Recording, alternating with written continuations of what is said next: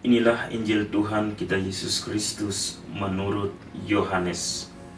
Dimuliakanlah Tuhan.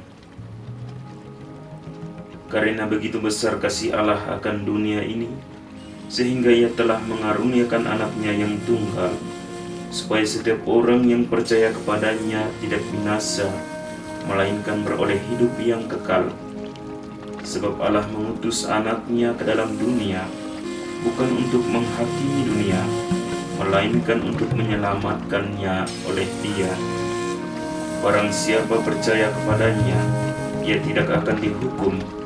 Barang siapa tidak percaya, ia telah berada di bawah hukuman, sebab ia tidak percaya dalam nama Anak Tunggal Allah. Demikianlah Injil Tuhan. Terpujilah Kristus. Saudara dan saudariku yang terkasih di dalam Tuhan kita Yesus Kristus, hari ini kita merayakan Pesta Tritunggal Maha Kudus.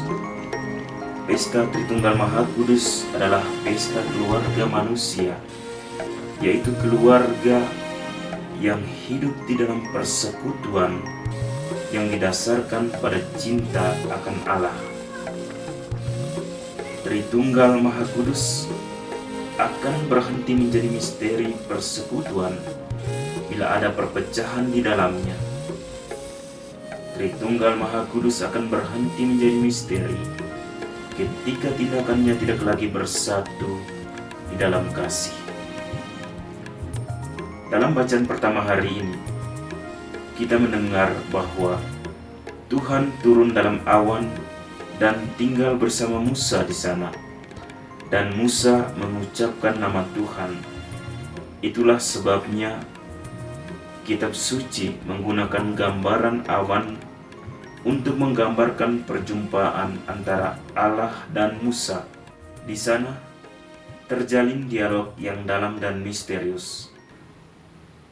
Manifestasi Tuhan dalam awan pelindung ditunjukkan untuk perdamaian, keselamatan, dan lain-lain.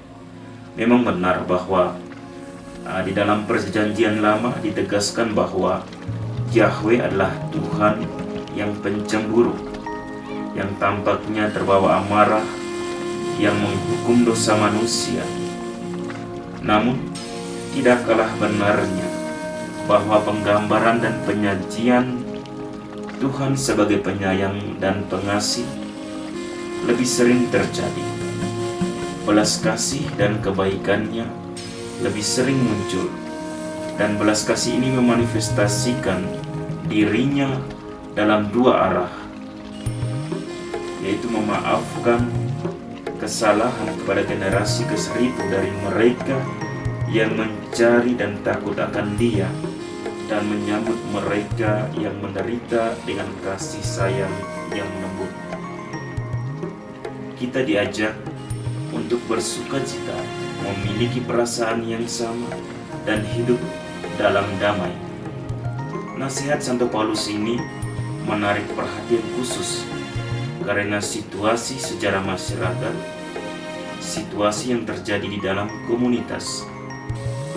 Komunitas adalah tubuh yang hidup, yang terdiri dari anggota-anggota yang telah percaya dan yang telah dibaptis dalam nama Bapa, Putra, dan Roh Kudus. Peristiwa ini sangat menandai kehidupan kita semua untuk membentuk satu tubuh yang hidup di mana Yesus adalah kepalanya.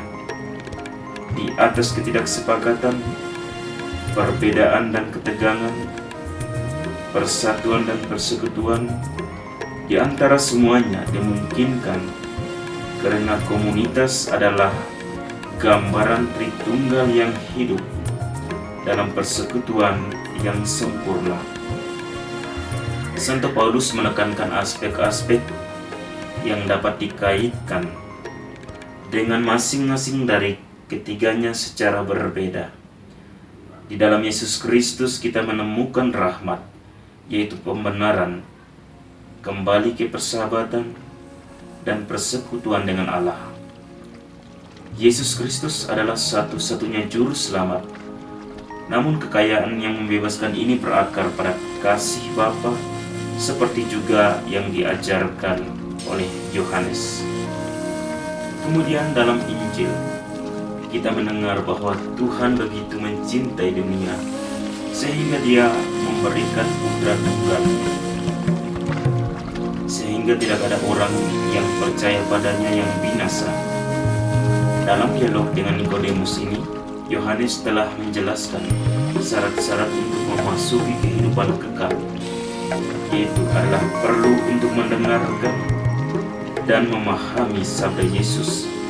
Yohanes mengajarkan bahwa kasih harus sampai pada titik memberikan nyawa sendiri.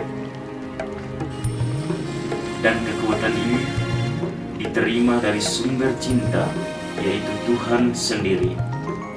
Itulah sebabnya ekspresi dan perwujudan cintanya, tanda yang meyakinkan dari kredibilitasnya adalah bahwa cintanya menciptakan kehidupan.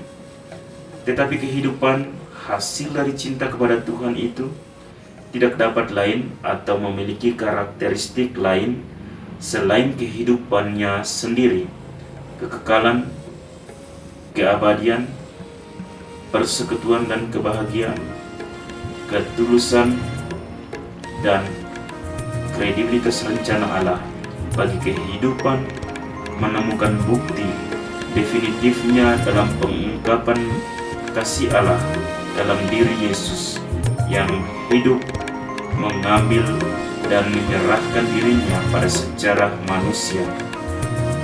Karena Tuhan tidak mengutus putranya ke dunia untuk menghukum dunia, tetapi agar dunia diselamatkan melalui Dia. Saudara-saudariku yang dikasihi Tuhan, keinginan Tuhan sebagai keluarga Tritunggal yang hidup dalam kesatuan adalah agar dunia, khususnya tanah air kita, keluarga kita, komunitas kita, menjadi keluarga-keluarga Kristiani, menjadi keluarga Tuhan, bersedia menghapus dari hati kita perpecahan dan semua keinginan yang menghalangi dunia sebagai keluarga besar Allah. Oleh karena itu, Pesta Tritunggal Maha Kudus harus membawa kita untuk mengidentifikasi iman kita dalam parameter monoteisme dan bukan politeisme di tengah budaya penyembahan berhala yang telah merasuki umat kita. Tuhan memberkati kita semua. Amin.